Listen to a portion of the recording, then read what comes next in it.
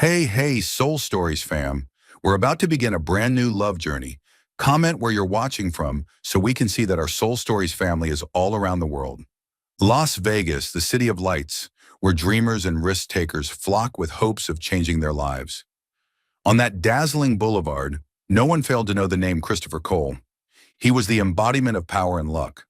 From a penniless young man, Christopher transformed barren land into lavish casinos where people spent money as if it were paper. The press called him the King of Las Vegas, the man who turned sand into gold. Financial magazines put him on their covers, praising his sharp instincts. Whenever he appeared in one of his casinos, dozens of cameras flashed nonstop. At parties, Christopher often stood beside Sylvia, his beautiful, elegant wife, born into an old aristocratic family. At his side, too, was Michael, his best friend, his seamless partner in billion-dollar deals. To the world, they were the perfect picture: power, money, fame, and love. Christopher once thought himself invincible, but he had no idea that behind the neon lights, betrayal had quietly taken root. One evening in the high-rise office of Cole Empire, Christopher received a financial report. The blood-red numbers danced before his eyes. The strategic investment fund had been siphoned of hundreds of millions of dollars. Disbelieving, he flipped through the pages, called the chief accountant, and in the end, every thread led back to Michael, the friend who had once started from nothing with him, who had shared a loaf of bread in their poorest days. And worse, Sylvia, the wife who had once shared his bed, had signed the documents, helping Michael legitimize everything. Christopher slammed the file onto the desk, his voice hoarse. "How could you do this to me?" Sylvia lifted her head, her gaze icy, her red lips curling. "Christopher, you're too naive. I didn't marry you for love. I wanted money, status. Now that you've lost it all, why would I stay?" With one sentence, his entire world collapsed. A few weeks later, Sylvia filed for divorce. By law, half of his fortune fell into her hands. Michael disappeared from the city, taking what remained of the fun. On the day Sylvia left the mansion, her white dress billowing, a luxury car waiting at the gate, Christopher just stood at the window watching. His eyes burned red, but not a single tear fell. While struggling to salvage his dignity, Christopher still threw himself into meetings. But every door slammed shut. Investors turned their backs, and the press mocked him relentlessly. The fallen king, from genius to failure. Las Vegas' throne left vacant. One night after yet another failed meeting, he drove alone down the highway. The alcohol coursed through him, his heart blazing. He pressed the accelerator, the engine roaring, tires screeching, and then headlights flared in the opposite lane. A violent crash, twisted steel, shattered glass, his body hurled like a rag doll. When he opened his eyes, he saw blinding white light and heard the doctor's voice. "We did everything we could, but the spinal injury is too severe. From the waist down, you'll never walk again." The words struck like a death sentence. Once a man who strode proudly down red carpets, he was now imprisoned in a wheelchair. The grand Sunset Hill mansion still stood tall, but to Christopher, it was no different from a living tomb. The parties vanished. Golden corridors now echoed only with the clatter of wheels. One by one, the servants quit, unwilling to serve a fallen master. Each day, Christopher sat for hours by the window, staring down at the bright lights of Las Vegas. The city still sparkled, the casinos still thrived, but he knew he had been erased. He drank endlessly.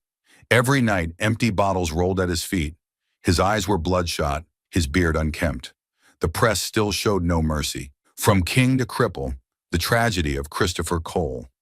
The man once revered by the whole city is now just a shadow. Each headline cut into his pride like a knife. Worse still, even the smallest tasks, changing clothes, bathing, even using the bathroom, required someone's help. To him, it wasn't just an inconvenience, but humiliation. A man who once ruled the world could no longer command his own body. That night, the city outside still blazed with light, but in the marble-tiled bathroom, the dim lamp seemed to herald the end. Christopher wheeled himself to the bathtub. His trembling hands clutched the edge, struggling to lift his lifeless body across. Sweat poured, veins bulged, but at last he let himself fall into the hot water. The splash echoed across the room. Christopher leaned his head back, eyes shut tight. In his mind, Sylvia's voice returned. "You've lost everything. Why would I stay?" His lips quivered. "I have nothing left. No wife, no friend, no honor, no legs. What am I living for?" The steam thickened the room. Christopher drew one deep breath, then slowly let go, letting the water rise over his mouth, his nose. His ears rang, his heart pounded, then seemed to stop. In that moment, the king of Las Vegas chose to end the game. He had no idea that at that very instant, fate was sending someone into the mansion. An ordinary woman who would pull him out of the darkness and who would change his life forever. Her name was Grace Carter, a 28-year-old. She was born in the poor outskirts of Las Vegas, where dusty streets and ambulance sirens were more familiar than birdsong. Since childhood, Grace had worked to support her family, washing dishes in diners, delivering newspapers in the mornings, and later taking housekeeping jobs to pay for her younger brother's education. She wasn't glamorous, but she was gifted with bright brown eyes and a gentle smile. Life had never favored Grace, but she had learned one truth: the poor cannot afford to collapse. When the agency introduced her to work as a maid in the Cole mansion, Grace hesitated. She knew who Christopher Cole was, the name that once dominated headlines. But now people mentioned him only with mockery: the fallen king, the crippled billionaire. Grace didn't care. Work was work. As long as it paid enough for her to send money home to her brother, she would do it. On her first day stepping into the mansion, Grace couldn't help but be stunned. The house was still magnificent.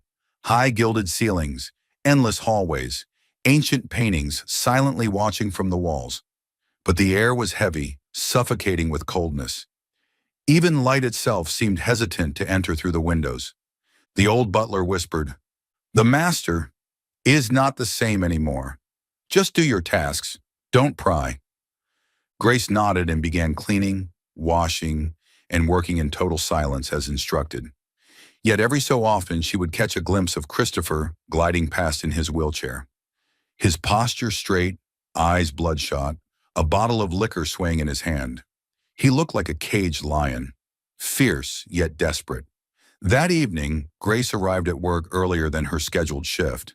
She wanted to take the chance to clean the marble bathroom, a place few dared to step into anymore. No one knew that her diligence and curiosity that night would save a life. The bathroom door opened, releasing steam. Grace froze when she saw the wheelchair toppled to the side. The bathtub was full, liquor floating on the surface, and there was Christopher, sinking deeper, his face almost gone beneath the water. "Oh my God!" Grace cried. Without thinking, she rushed forward. Her small hands clutched his rigid, unresponsive arm, pulling with all her might. Water splashed everywhere, his heavy body slipping against the edge of the tub. Gritting her teeth, she gave everything she had and finally dragged him out, both of them collapsing onto the cold tiles. Christopher coughed violently, water and liquor pouring from his mouth. He struggled upright, hair dripping, eyes bloodshot, staring at her with a mixture of fury and humiliation. "What are you doing here?" His voice was hoarse, broken. "Get out!" Still panting, clothes drenched, Grace didn't move. "If I hadn't come in, you'd be dead by now." "So what?" Christopher snarled, his voice cracking with rage.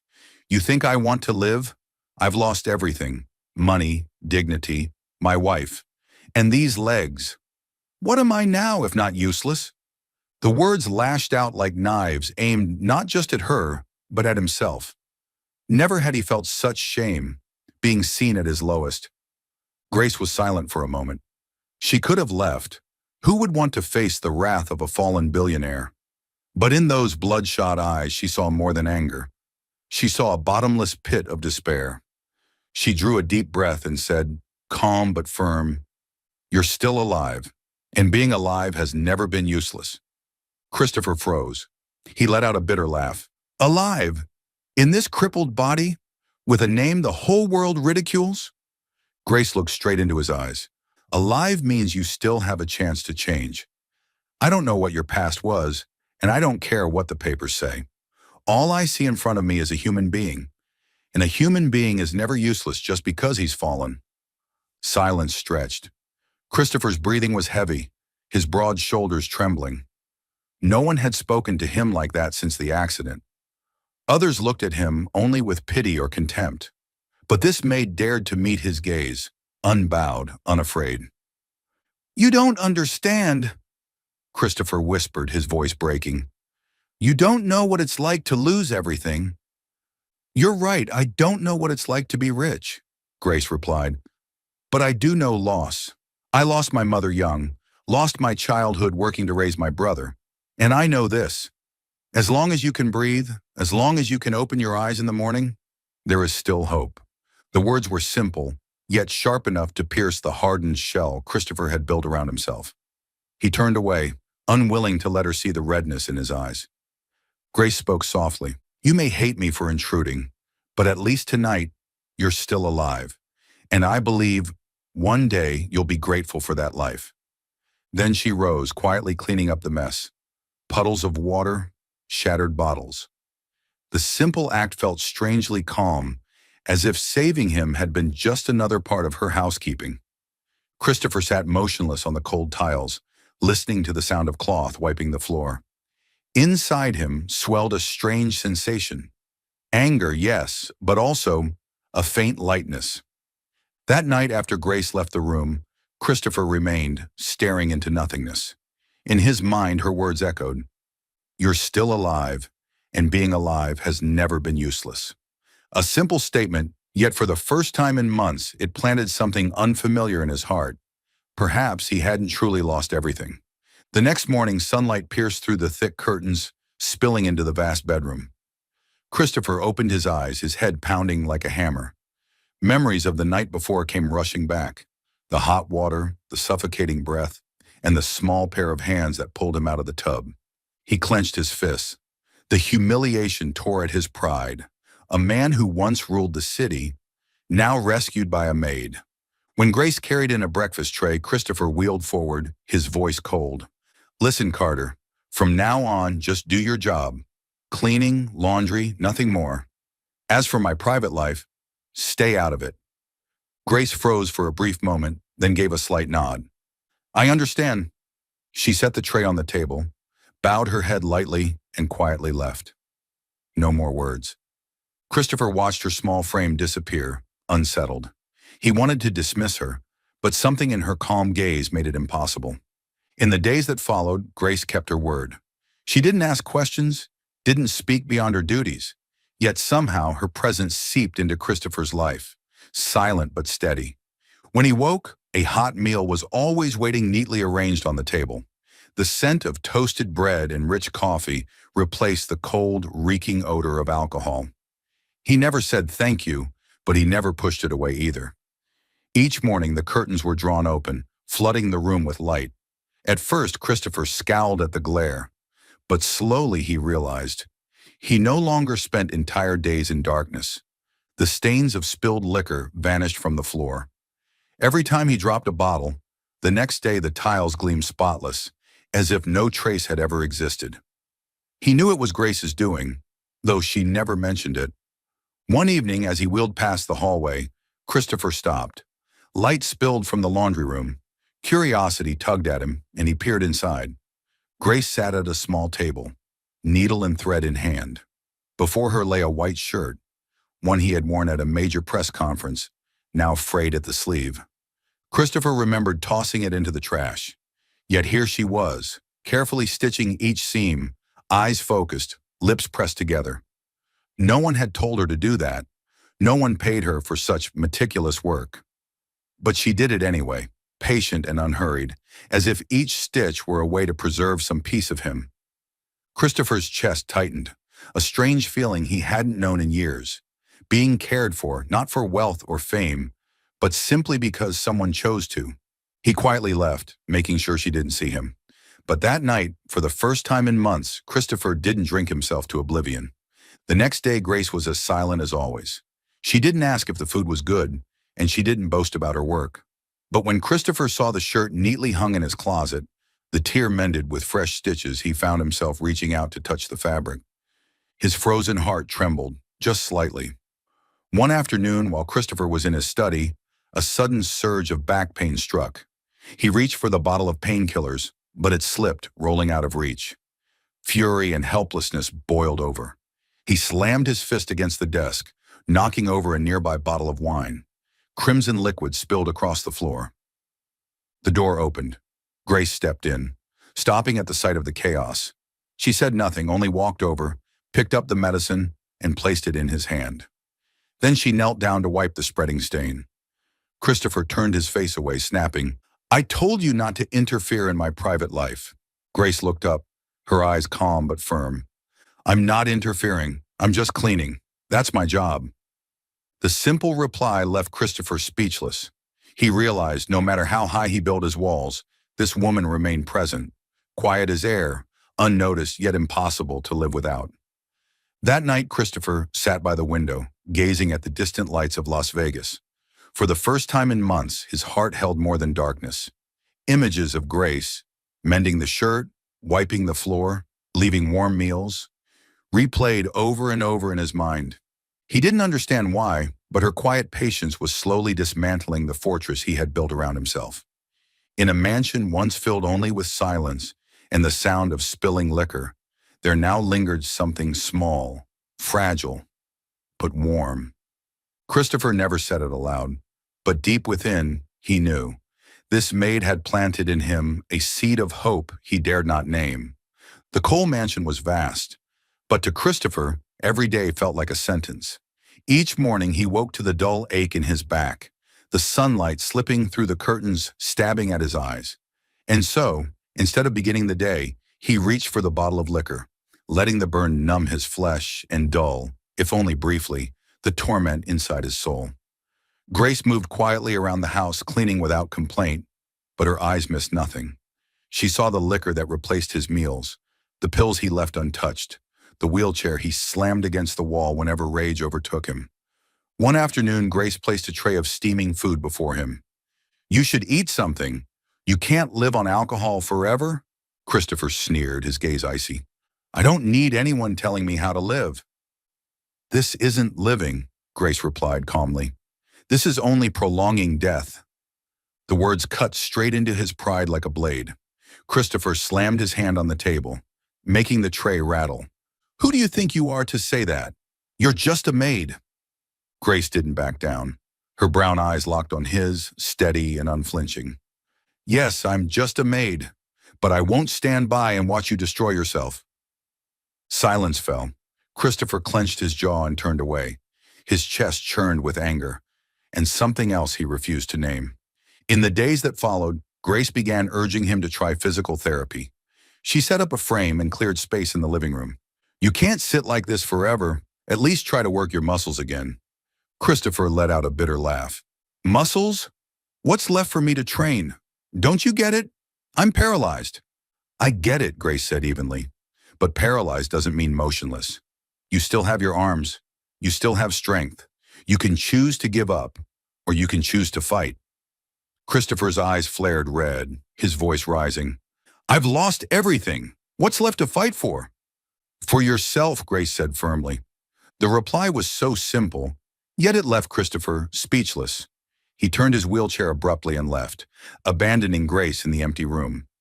But that night, he lay awake, her words echoing in his mind. "For yourself." On another day, Grace brought him a bowl of hot soup. He swatted it aside, the bowl nearly toppling.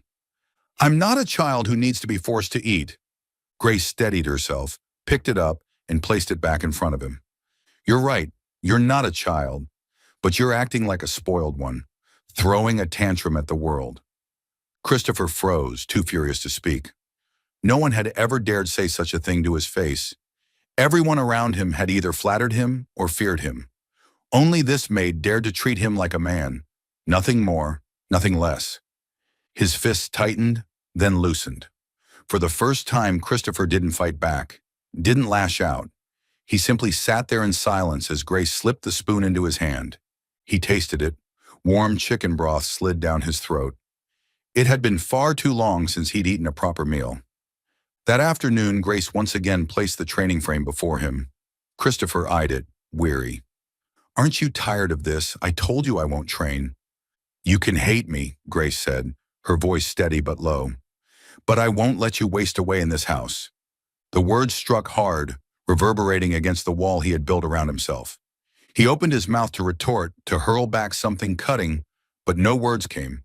His chest tightened, his eyes locked on Grace. For the first time, Christopher didn't resist. He only sat there, silent, feeling his heartbeat thunder in his chest.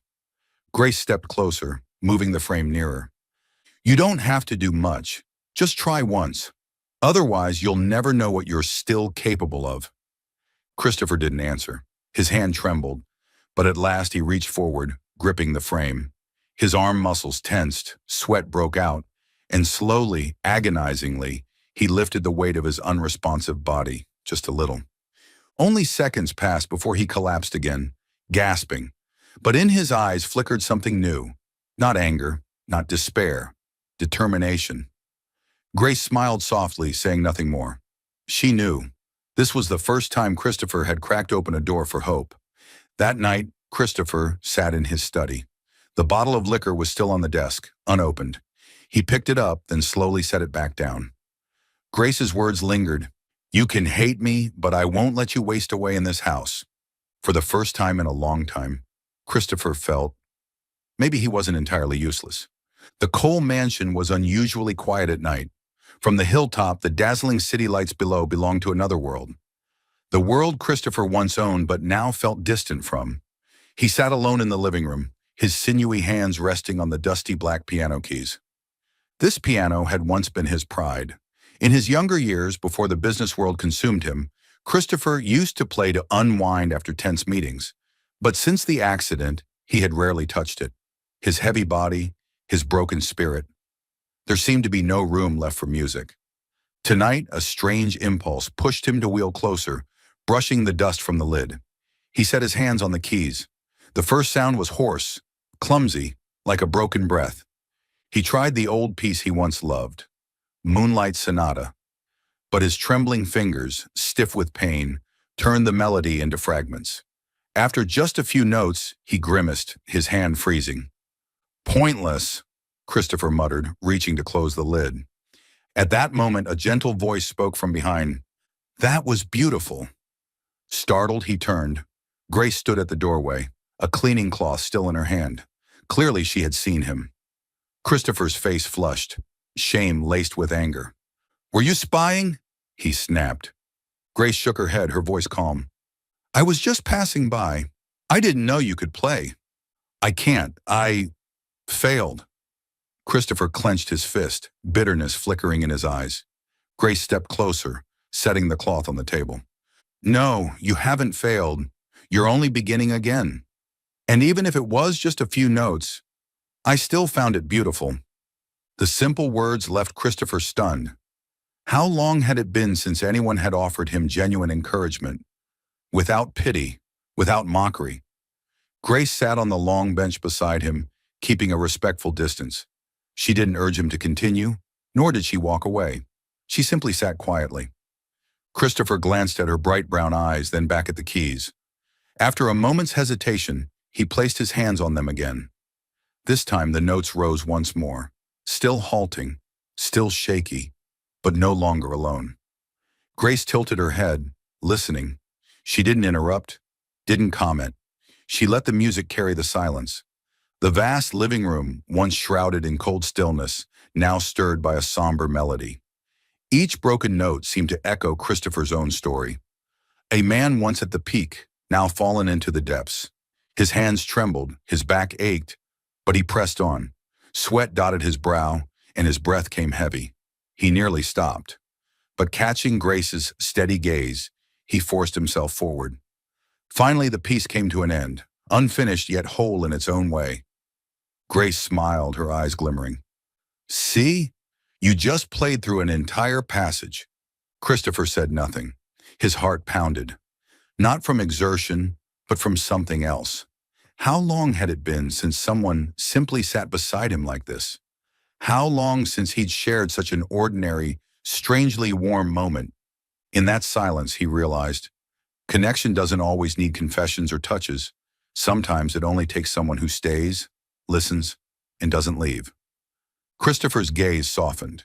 He no longer saw Grace as just a maid.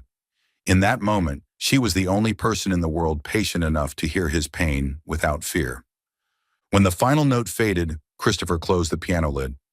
"Thank you for sitting here," he said, his voice hoarse as if afraid of his own words. Grace's smile was gentle. "I didn't do much." "It was enough," Christopher murmured, eyes drifting away. Beneath the golden light, in the vast emptiness of the mansion, the two of them sat side by side. No more words needed. And yet in that silence, a tiny crack opened in the cold wall Christopher had built around his heart. A fragile crack, but enough for light to slip through. The night after the unfinished piano piece, the mansion felt a little less cold. Dawn wind slipped through the pine trees on the hill, sneaked in through a half-open window, carrying the smell of damp grass. Christopher woke earlier than usual. He sat in the living room, a thin blanket over his legs, a cup of tea Grace had left for him steaming on the table. For the first time in months, he didn't reach for the bottle. Grace entered with a laundry basket in her arms. Seeing him awake, she paused, then set the basket down and pulled the curtains open, letting morning light flood the room. Dust sparkled in the sunbeams, drifting like fine powder over the piano's surface. "Ginger tea with honey," she said softly. "Good for the stomach and for the mind, too." Christopher gave a small nod. For a while they sat in silence, broken only by the ticking clock. Then he exhaled, his voice hoarse. "Last night, thank you for staying." Grace smiled and took a seat across from him, keeping the quiet distance between them, an unspoken boundary.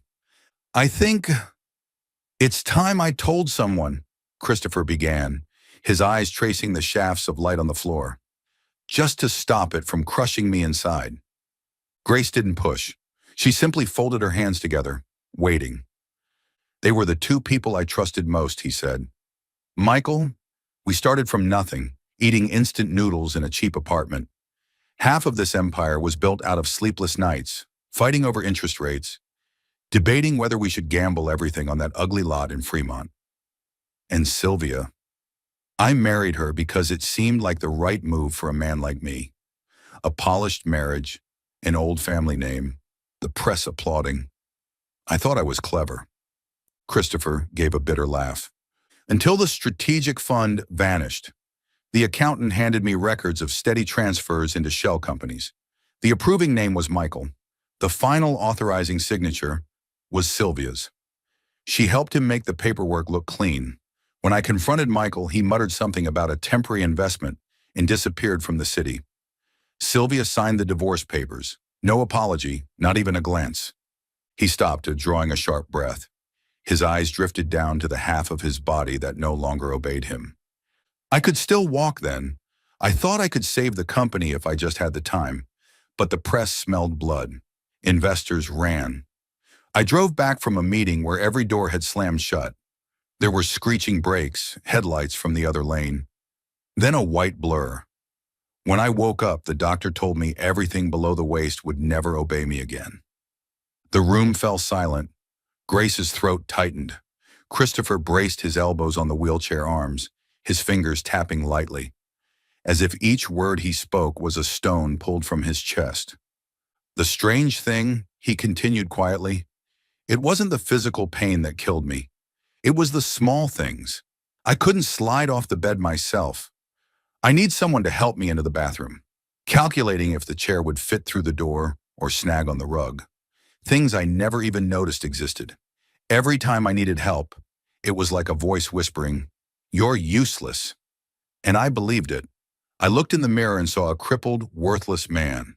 Not a king, not a genius, just a breathing corpse." He bit his lip, his broad shoulders tensing, then sagging. Grace set the basket aside and moved her chair a little closer. Not too close, but close enough for her voice to reach warmer. "I can't tell you not to hurt," she said gently, "but I can tell you this. Useless isn't an identity, it's a feeling, and feelings can change." Christopher lifted his head, meeting her eyes. Grace's gaze carried no pity, only honesty. "You're not the only one who's been called names," she continued, I've heard plenty myself. Just a maid. Poor girl. Never make it past scrubbing floors. She smiled faintly. Not bitter, just a little sad. My mother died when I was 14. My brother Noah and I moved 3 times in a year because we couldn't pay rent. I worked at a diner, washing dishes in the morning and waiting tables at night. A drunk spilled soup on himself and cursed me like I was a walking trash can. I remember wanting to scream that I wasn't useless, but my mom used to say, "You are not what people call you. You are what you do, one day at a time." So I picked up the spoon, cleaned up, and went back the next day. Christopher listened intently. Grace rarely spoke much about herself. Tonight she opened a door. I dropped out of college after 1 semester, she went on. Tuition was too high. I chose to work so Noah could have a chance. He's smarter than me, I always thought so. I saved every dime, and even tips went into a jar. In my spare time, I read old books that people gave me, taught myself to bake, fix wiring, and sew clothes. Not because I loved doing everything, but because I refused to stay just poor. I wanted to rescue myself instead of waiting for someone else to do it. She looked down at her calloused hands, still bearing faint marks from sewing his shirt the day before. Once Noah was teased at school for wearing old shoes. I bought a pair secondhand, scrubbed until my hands blistered, and polished them until midnight. The next day, he walked to class with his head higher. That's when I realized sometimes salvation isn't dramatic. It's a hot meal, a mended shirt, a window open for light, small things, but they remind you you're still seen. Her words lingered in the shifting sunbeam on the floor. Christopher tilted his head slightly. The muscles in his jaw eased. "And your brother now?" he asked, for the first time dropping the formal Carter. "He's studying engineering at community college," Grace said, pride softening her tone. "Not a famous school, but it's his dream. I pick up extra shifts to help him buy books. He always says, 'You're my hero.' I laugh and tell him, 'No, I just open windows.'" They both laughed quietly. Not loud, but enough to clear some of the damp heaviness from the air. Christopher rubbed the wheel rim gently. Inside his chest, something shifted. A weight, or perhaps a curse. He wasn't sure, but he knew the feeling of being just a corpse had stepped back, even if only half a pace. "Grace," he said slowly, "I know I've pushed everyone away. I thought if I stayed cold enough, hard enough, no one would see me weak. But it left me alone with that voice saying useless in my head. You're sitting here listening. You've saved me in a way I never expected." Grace shook her head. "I don't want you to owe me anything. I don't want to be anyone's savior. I just think you deserve a chance not to be defined by your fall. The way Noah deserved clean shoes, the way your shirt deserved to be stitched back together." "But what if I never walk again?" Christopher asked the question he had avoided for so long. "What if this is forever?" Grace paused, then answered without trembling. "Then you'll learn to live a good life in this body. Not the life you dreamed of, but still your life, and you have the right to own it." The words were brutally simple. No miracle promised, no impossible dream. But because of that, they became a firm anchor. Christopher leaned back, closing his eyes briefly. When they opened again, his gaze had changed. "Do you ever feel hatred," he asked, "for the people who look down on you?" "Yes," Grace admitted, "but hate never paid the rent, never covered my mom's hospital bills, never put dinner on the table. Work did. Love did. I choose the things worth my time." The air fell still. Outside, a bird welcomed the morning. Christopher lifted the cup and took a sip. The heat of ginger ran down his throat, warming even the places he thought were frozen. "They called me king," he said with a crooked smile. "But maybe I never ruled anything beyond my greed and fear. Michael needed only a signature, Sylvia only a shrug. And I crumbled. You've had a life without favor, yet you're still standing." Grace shook her head. "I've fallen plenty of times too, but each fall, I try to get up a little faster. Tomorrow's fall will be smaller than yesterday's. That's all." A warm hush settled. Christopher turned his chair toward the window. Sunlight now poured in fully, lighting the wooden floor golden like honey. "Tomorrow," he said, Could you stay 15 minutes longer after breakfast? For what? Grace tilted her head. To sit with me while I work my arms again. And maybe try that piece, the Moonlight Sonata. No promises, but I want to try, like you said. Grace smiled, and this time it reached her eyes. Deal, but before the piano, you finish your oatmeal. No compromise. Christopher laughed for real, short, rough, but a laugh. He nodded. No compromise. She rose, lifted the basket. Before leaving, she paused, pulled a coarse handkerchief from it, and placed it on the piano. For dusting before you play, she said. Better than your sleeve. Thank you, he murmured. After a beat, he added softly, Grace. She turned and walked out. Her footsteps echoed steadily across the marble, like a silent metronome. The door closed gently, leaving Christopher with a half-finished cup of tea and a morning free of alcohol. He looked at the handkerchief on the piano, at the rising sun painting the distant strip towers. Inside his chest, something long and empty began to bloom. Small, but warm. He didn't know the name of it. Empathy, hope, or simply the feeling of not being abandoned in this house? Maybe all of it. And maybe that was enough to begin. That noon, the old butler passed through the living room, noticing the liquor bottle still sealed. He glanced up and saw Christopher at the piano, his hand resting on the coarse cloth. The old man's eyes softened. He said nothing, only opened another window. Light rushed in, stronger, brighter, as if two people had just found each other amid the ruins. One once called crippled and useless, the other once called poor and worthless. And yet they still possessed the most precious gift, the ability to sit, listen, and call each other by name, not by the labels the world had thrown on them. And from that moment, the wall around Christopher was no longer stone. It had cracked, and where there is a crack, light will always find a way in. Soul Stories fam, if you're watching on another channel, come home to us at Soul Stories, where tens of thousands are listening and sharing together. That morning, sunlight stretched across the tall glass windows. Grace opened them wide, letting the cool breeze sweep in, carrying the scent of jasmine from the garden. The mansion, once as silent as a tomb, now felt faintly alive. Christopher sat in his wheelchair, quietly watching. Outwardly, he still wore his cold mask, but deep in his eyes, Grace sensed something else, a hidden anticipation. After a long night of restlessness, he hadn't reached for liquor. Instead, his gaze lingered on the steel training frame in the corner, as if it were an adversary waiting to be faced. Grace stepped closer, her voice soft. Are you ready?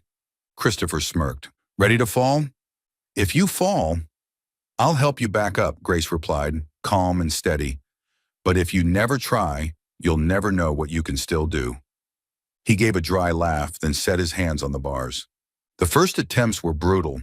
His arm muscles swelled, veins standing out, shoulders trembling. His legs hung heavy as stone, refusing to lift even a fraction. Christopher clenched his teeth, sweat dripping down, until finally he let go and slumped back into the chair. Breathless, furious, he slammed his hand against the frame. See? I told you it's useless! Grace silently wiped the sweat from his forehead, then crouched down so her eyes met his. Christopher, remember what I told you about my brother? He once fell off his bike and broke his arm. The doctor said it would take months to heal. Every day he tried lifting it, crying from the pain. But my mother told him, every time you lift it, even a little, you're winning against your fear. She paused, her voice gentle but unwavering. It's the same for you. Every second you dare to try, you defeat that voice in your head, calling you useless. Christopher stared at her. Silence stretched. Then he drew a deep breath and gripped the bars again. The second time, he pushed harder. His hands shook until his knuckles turned white. His upper body strained upward. And then, his legs twitched, just slightly like a reflex. But Grace saw it. Did you see that? She cried, her eyes bright with joy. Your legs just moved. Christopher froze. His heart raced. He tried again. His whole body tensed, sweat dripping to the floor. Slowly, shakily. But this time, he stood. Only for a few seconds. But unmistakably, he stood. Grace gasped, covering her mouth, then burst out laughing with childlike delight. You did it, Christopher! You really did it! Christopher felt his legs like dead weight, his back aching, yet his chest tightened with something overwhelming. I still can. His vision blurred. He turned his head away quickly, but a hot tear slipped down his cheek. Grace touched his arm gently, whispering, Men are allowed to cry, Christopher. You just won the greatest battle of your life. He collapsed back into the chair, gasping. His body was drained, but his chest blazed with light. He looked at his trembling hands, remembering Grace's words from the night before. You can choose to give up, or you can choose to fight. And now he had chosen to fight. I really stood up, didn't I? His voice was husky. Yes, Grace nodded, her smile radiant. And next time, you'll stand longer. Christopher let out a laugh, tangled with tears. In that moment, he no longer saw himself as a crippled failure. He was a man who had just taken the first steps back. By evening, the golden light spilled across the tiled floor. Christopher sat by the window, a cup of tea in his hand. In front of him, Grace busied herself with chores, her face still glowing with joy from their training. He watched her, then spoke softly. Grace, thank you. Without you, I wouldn't still be here to try again. Grace turned, her gentle smile enough to answer. No more words were needed. In the silence, both of them knew. Today wasn't just the first time Christopher stood with his body. It was the first time he stood with his head held high. A single ray of light, small, fragile, but strong enough to tear through the darkness that had consumed him for so long. Las Vegas at night glittered like an endless party. Neon lights from the streets below reflected into the sky, turning the darkness into a shimmering dome of illusion. But inside the Cole mansion, silence reigned, broken only by the steady tick of a clock and the occasional rustle of wind through the garden trees. Christopher sat on the balcony of the second floor, leaning forward with a thin blanket draped over his shoulders. Sleep wouldn't come. The past days of training had left him both exhausted and strangely awakened. For the first time in years, life didn't feel like a dark tunnel. Somewhere inside, he had glimpsed a faint light, but with that light came fear. If it went out, would he tumble back into the abyss? The door creaked open. Grace stepped out, holding 2 cups of steaming ginger tea. I guessed you weren't asleep, she said with a gentle smile, setting one in front of him. Christopher looked up. In the glow spilling from the room behind her, her face was soft, luminous. He nodded, his voice low. I'm not used to the silence. Before, every night was music, laughter, and clinking glasses. Now, there's only the sound of my own heart. Sometimes that's exactly what we need, Grace replied, settling into the chair beside him. She cradled her cup, blowing gently on the steam. Because only when we can hear our own heart do we know what we truly want. Christopher stayed quiet, gazing at the distant city. After a long pause, he turned toward her. The look in his eyes made Grace falter for a second. In the dark, it carried more weight than words. Almost without thinking, he reached out. His large, veined hand trembled as it closed over her smaller one, which rested on the arm of the chair. Warmth spread through his skin, making his heart stutter. Grace, he whispered, voice rough. What do you see when you look at me? Grace froze. In his question, she heard not just curiosity, but the deepest fear, the fear of being seen only as crippled, useless, or a fallen king, with nothing left but memories. She squeezed his hand gently, lifting her chin, her brown eyes glowing. I see a man who still has a heart. 4 simple words, piercing straight through the icy shell Christopher wore. He opened his mouth to speak, but choked back the words. His whole body shook, not from the night air, but from the raw truth. For the first time, someone wasn't looking at his wheelchair, or his lost glory, or the mocking headlines. This woman saw him, a man with a heart still beating, still worth something. Grace lowered her head briefly, shy. But when she looked up, she met Christopher's gaze. His eyes no longer held anger or bitterness, only something fragile, vulnerable, and achingly real. The space between them seemed to close. Christopher leaned in slowly. The kiss came suddenly, soft as a passing breeze. His lips brushed hers, trembling, hesitant, yet filled with all the emotions he had locked away for months. Grace closed her eyes. Her heart pounded, not from surprise, but from the sincerity of the moment. This wasn't the kiss of a once powerful billionaire, nor of a desperate man clinging to hope. It was the kiss of someone rediscovering himself and finding the one person who could reach the deepest part of his soul. When they pulled apart, Christopher still clutched her hand tightly. His lips trembled, and in his eyes shone a light he had never shown before. "Thank you for seeing me." Grace's cheeks flushed pink in the golden glow. She smiled softly. "You don't need to thank me. I only said what I saw." They sat together, gazing at the city below. And in that silence, both knew one truth. From this moment on, they were no longer two lonely souls trapped in a house of ghosts. Amid the whispers of the night, they had found each other. The first days of Christopher's training brought rare rays of hope to the mansion, once shrouded in gloom. Grace kept up her steady rhythm of cleaning, preparing hot meals, and sometimes sitting beside the piano to listen as he worked through pieces. Together, they built a quiet routine, simple but strangely warming. But peace never lasts. News about Christopher Cole, the once king of Las Vegas, had never fully disappeared from the headlines. The media thrived on tales of downfall, and Christopher's name was the perfect bait for endless clickbait titles. When rumors spread that a poor maid had appeared in his mansion, the press pounced. Disgraced billionaire Cole now clings to a maid for company? The fallen king reduced to needing a low-class woman to care for him? Venomous words filled tabloids and spilled across social media. Christopher was mocked relentlessly, and Grace, who had never asked to be dragged into the scandal, was now under fire as well. Adding fuel to the fire was Sylvia.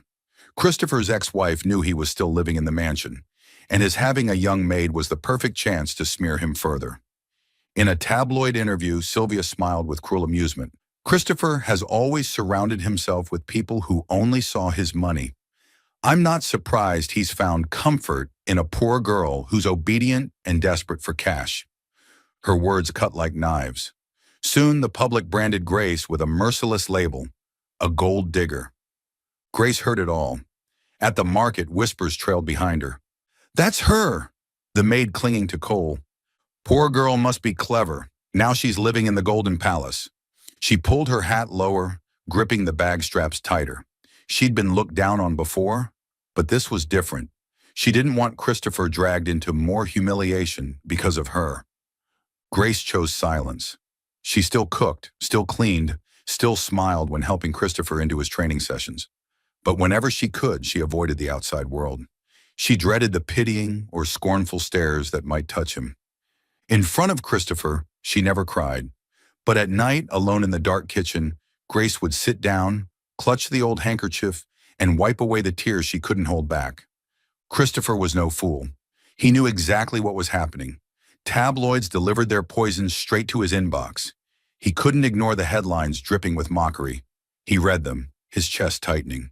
He noticed Grace growing quieter, speaking less, sometimes avoiding his eyes. She never told him about the whispers, but he could feel it. He knew she was being hurt, and all because of him. But what could he do? His fortune was all but gone. The power that once made men tremble had crumbled. Friends had turned away. He had no press to defend him, no lawyers to silence the lies. And now, realizing that Grace was paying the price for staying by his side, Christopher faced his cruelest truth: helplessness. One sleepless night, Christopher wheeled himself out in search of water. A faint light glowed from the kitchen. He stopped at the doorway. Grace stood by the table, clutching the coarse handkerchief, her shoulders trembling. Tears streamed down her face, glistening under the dim light.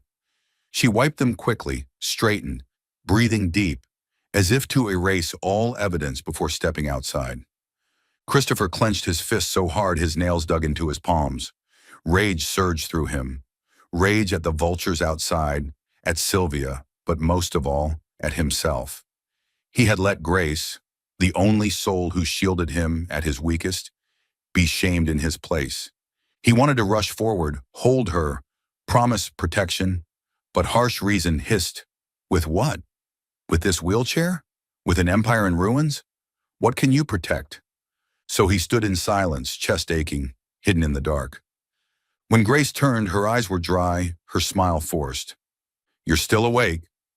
Christopher swallowed hard, nodding, forcing his voice steady. I needed water. She poured him a glass and handed it to him. Neither spoke of the tears.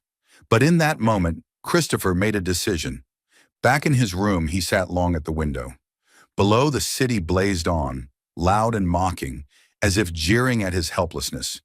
He pressed his palm to his chest and whispered to himself, I must rise again. Not just to reclaim honor, but to protect her, the one who sheltered my soul when I was at my weakest. That vow burned in his heart, stronger than any fear or shame. From that night on, Christopher knew his resurrection was no longer about himself. It carried a greater meaning, one that was deeper and heavier. Grace was the reason. That day, the Cole mansion seemed cloaked in a different kind of air. Gone was the suffocating silence that had haunted its halls for months. In its place came the rustle of turning papers, the scratch of a pen, the faint grind of wheelchair wheels across polished wood. In the study, a room that had stood abandoned for so long, the lights now blazed bright through the night. Christopher sat behind the old oak desk, a towering stack of documents spread out before him. Market reports, financial bulletins, stock charts. His hands, once so accustomed to clutching bottles of liquor or painkillers, now moved restlessly across the pages, underlining, annotating, calculating. Each number, each headline reawakened something buried inside him.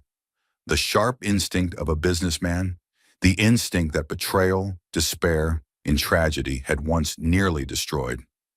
He was no longer the arrogant king of Las Vegas who had ruled from the top of glittering towers, but in his eyes burned the unmistakable light of a man ready to be reborn.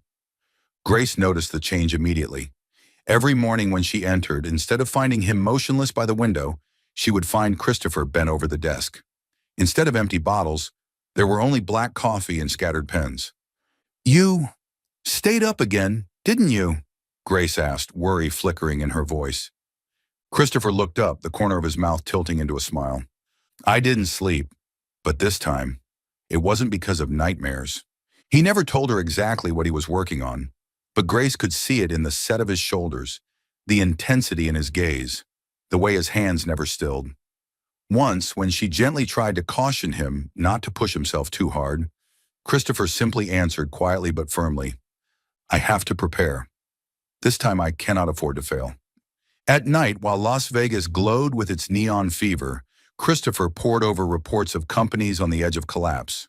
A hotel on the Strip is running out of cash, a restaurant chain drowning in red ink, a neglected lot on the fringes of Fremont. He wrote everything down and marked every lead. He had lost an empire because he had trusted the wrong man, because he had given control to others. Never again. This time, Christopher would build brick by brick, with his own hands, quietly, carefully, until the foundation was unshakable. Grace didn't need to know every detail, but she felt the transformation nonetheless. She set down hot meals at his desk without a word. She quietly swapped out painkillers for warm milk. And when she saw his shoulders slump from exhaustion, she didn't lecture. She simply placed a hand on his shoulder and said softly, You don't have to prove yourself to the whole world. It's enough that you know you can protect what you love. To Christopher, those words were worth more than any headline, more than any applause he had ever received. One late afternoon, Christopher asked Grace to take him out to the back garden. The grounds had once been overgrown and neglected, but Grace had tended them patiently until lavender and white roses bloomed in the sun. Today, I want to try something, Christopher said, his gaze fixed on the stone path stretching down the garden. Grace froze. That path is long. Are you sure? I have to do it. His eyes burned with resolve. He gripped the mobile walking frame Grace had prepared. The first steps were torturous, slow, trembling, as if his legs were weighted with stone. Sweat trickled down his temples, and his shirt clung damp against his back. But he didn't stop. With every step, his breath came harsher, his face drawn in strain. His vision blurred, but it wasn't despair that clouded his eyes now. It was sheer determination. Grace hovered close, her voice steady but urgent. Slowly. That's it. One more step. The stone path seemed endless. Again and again, his knees buckled, his muscles quivered like they might give out. But Christopher clenched his teeth, refusing to surrender. One step, another, again and again, until at last.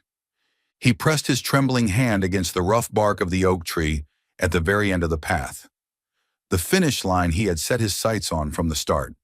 He was standing, barely, shaking, gasping, drenched in sweat. But he was standing. Grace burst into tears, rushing forward to wrap her arms around him. Her voice cracked against his shoulder. You did it, Christopher. You really did it. Christopher tightened his hold on her, his heartbeat hammering wildly. He bent down, whispering through ragged breath, but with unshakable conviction. I will come back. For you. In that moment, the Las Vegas sky burned a golden hue with the setting sun, enveloping the two figures in radiant light. One man who had once collapsed before the eyes of the world, one woman who had once been dismissed as nothing more than a maid. Together, they now witnessed the greatest turning point of his life. Christopher was no longer just the broken man in a wheelchair, watching the world move on without him. He had walked, and more importantly, he had found the reason to keep walking. From that moment, the true rebirth of Christopher Cole had begun. After months of perseverance, Christopher's unsteady steps had become the clearest proof of change. He no longer depended entirely on the wheelchair. Each step was still slow, still heavy, but every time he rose, it was a declaration. I am back. Not only his body, but also his mind and willpower had reawakened. From small ventures, a failing restaurant, a neglected plot of land, he quietly bought them through shell companies. The profits weren't much, but every line of black ink on a report was a quiet triumph. Step by step, he began moving into larger deals. Whispers spread through the business world. Cole isn't dead after all. On the night of the gala, Las Vegas itself seemed brighter. It was the annual financial banquet, where the city's most powerful figures gathered. Once Christopher had entered this hall as its star, the king himself. Tonight he returned, his stride imperfect but his eyes ablaze. Grace walked beside him. She wore a simple navy blue dress, elegant in its restraint, her hair swept up, her face soft yet confident. Christopher's grip tightened around her hand as they entered the grand ballroom. Dozens of eyes turned, sharp with curiosity, some glittering with mockery. Whispers hissed like knives. Is that the maid the tabloids talked about? Cole really has fallen, hasn't he? Even his date is low class. Every word reached Christopher's ears. He only smirked, lips curling in disdain. When the evening reached its height, Sylvia appeared. She was as dazzling as ever, her crimson gown blazing like a flag of triumph. At her side was a young, smug-looking businessman. Sylvia strode directly to Christopher, her voice dripping honey over steel. Christopher, I never thought you'd dare show your face here again. You really are brave. Or foolish. Her gaze flicked to Grace, her smile twisting. And this must be your new comfort? She looks far more obedient than the women you used to keep at your side. A few snickers rippled through those nearby. Grace stiffened, her face hot, but she held her silence. Christopher looked at Sylvia for only a moment, then suddenly turned to Grace. In that instant, the ballroom lights seemed to blur, leaving only her in his sight. He held her hand tighter, his voice rough but ringing with strength. Sylvia, you're right about one thing. I'm not the king people once cheered for. I fell. I lost everything. The room hushed. Christopher's voice deepened, burning like fire. But you're wrong about something far greater. When the whole world turned its back, she, the woman you mock right now, stayed. She pulled me back when I wanted to die. She made me stand when I didn't believe in myself. Then before the astonished crowd, Christopher bent to one knee. The movement was halting, pained, but filled with pride. From his pocket, he drew a small velvet box. He opened it, his voice shaking but resolute, echoing through the hall. The world may laugh at me, but I will never regret saying this. Grace Carter, will you marry me? Grace froze. In the blaze of lights, under hundreds of watching eyes, she saw not the broken man, not the fallen king, but the man who had once lost everything and now knelt before her with unshakable sincerity. Tears slipped down her cheeks, not of shame, but of overflowing joy. She nodded again and again, voice breaking. Yes, yes, I will. Thunderous applause erupted, mingled with the frantic flash of cameras. But in that moment, Christopher and Grace saw only each other. He rose, staggering but firm, and kissed her deeply in the center of the ballroom. Sylvia stood frozen, her face drained of color, her triumphant smile shattering in pieces. The next morning, the press exploded. Fallen billionaire finds his crown in the hands of a maid. Christopher Cole, from ruin to a proposal that shook the city. Everywhere the photos spread. Christopher kneeling unsteadily, clasping Grace's hand, their kiss in the blaze of flashing lights. If once the world had mocked Grace as a gold digger, now the image became undeniable proof. She was the one who had stayed when the world abandoned him. That night back at the mansion, Christopher held Grace's hand tight. His voice was hoarse, but thick with emotion. I promised I'd stand up again for you. Today I did. But this is only the beginning. Grace rested her head against his shoulder, smiling through tears. For me today was already the greatest victory. And in the darkness, the mansion that had once felt like a tomb now breathed with life, with a new beginning. Christopher Cole, the man who had once collapsed, had truly risen again. Not only for honor, but for love. 2 years had passed since the night Christopher knelt under flashing cameras and proposed to Grace before the eyes of the world. 2 years, enough time for everything to change, not only in glittering Las Vegas, but in his very life. From small ventures, Christopher had rebuilt piece by piece. Today, the name Cole Group once again appeared proudly in financial headlines. But unlike before, this empire was no longer a cold dynasty built on arrogance. It was built on patience, trust, and above all, love. And the clearest proof of that change was right there in the Cole mansion, once dark and lifeless, now ringing with children's laughter.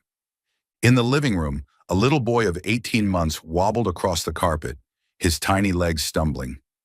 Each time he fell, he giggled and held out his arms for his father. Beside him, his twin sister sat in a walker, babbling happily. Ma, ma, da, da. Grace laughed, swooping down to kiss her daughter's chubby cheeks. You said mama. My sweet girl. Christopher stood nearby, his eyes alight with happiness. He still walked with a slight limp, but strong enough now to lift his son high above his head and spin him in a circle. The boys' laughter filled the room with sunshine. Grace watched them, her heart swelling with gratitude. This house, once a living tomb, the place where Christopher had nearly surrendered his life, was now alive with warmth, light, and children's joy. The change was not only in family life. In business, Christopher had returned to the top, stronger than before. He no longer chased empty games of power, but chose a steadier path, rebuilding struggling hotels, reviving small restaurant chains, and creating jobs for thousands. At his side stood Ethan, Grace's younger brother. Once a shy young man, Ethan had grown into a promising executive, managing a major division of the company. To Christopher, he wasn't just a right-hand man, but the brother life had given back to him. The wedding of Christopher and Grace was a simple affair, held in the garden behind the mansion. No blinding flashes, no thousands of strangers in suits, only family and close friends, the ones who had witnessed both their heartbreak and their rebirth. Grace wore a pure white dress, carrying a bouquet of lavender. Christopher, in a tailored black suit, walked with a limp but stood tall and proud by her side. Their twins, cradled in the arms of the butler, chirped "Ma, ma," as though providing the soundtrack to the ceremony. When it came time to exchange rings, Christopher looked deep into Grace's eyes. His voice was low but steady. I once thought my crown was wealth and power, but I was wrong. My true crown is you, the woman who saved me, who loved me when I had nothing. Grace's eyes glistened as she replied, and I will always be with you. Not because of who you are, but because you're the man who dared to rise, dared to love, and dared to live again. Their kiss under the Las Vegas sunset wasn't just the end of a wedding ceremony. It was an eternal vow for a new life together. That evening, the small wedding feast gathered around a long table under the open sky. Friends raised glasses in celebration. Ethan told awkward old college stories that made everyone laugh. The twins, tired after a long day, slept soundly in the nanny's arms. Their cheeks flushed pink in the golden glow of lantern light. Christopher sat at the head of the table, Grace beside him. He looked around, the house glowing warm, voices filled with joy, the scent of food drifting in the night. He remembered the nights he had sat alone in the dark, surrounded only by liquor and silence. His chest tightened for a moment, then loosened into a peace he had never known. He reached for Grace's hand, lifting it to kiss the back of it softly. I once lost everything, but because of you, I've found... No, I've gained more than I ever had. Grace leaned against his shoulder, whispering back, because we built this together, Christopher. A family, love, and a new empire. Night fell. Golden light from the dining room spilled through the windows, illuminating the scene of a family gathered close. On the long table, wine glasses glimmered, plates of half-eaten cake still scattered, laughter echoing through the halls. In the nursery, the twins slept peacefully in their cribs, tiny hands curled, breaths even and steady. Grace tucked a blanket around them, kissed their foreheads, then turned back toward Christopher. He stood before the great window, gazing out at the neon glow of Las Vegas. But this time his eyes held no loneliness, only the light of faith. He turned, smiling at his wife, whispering, This is my true crown. You and our children. Grace walked over and wrapped her arms around him from behind. They stood there a long time, listening to laughter ripple through the house. A house that was once filled with shadows, now transformed into a home. This was happiness, the ending and the beginning of a new life. Thank you for being part of Soul Stories. If you're listening on another channel, come back to the official home so you can continue our love journeys together with the Soul Stories family.